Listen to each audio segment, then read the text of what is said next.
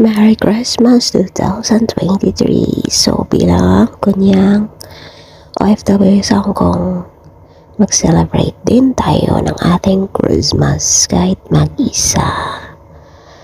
So kain tayo sa restaurant na hindi pa natin napasukan.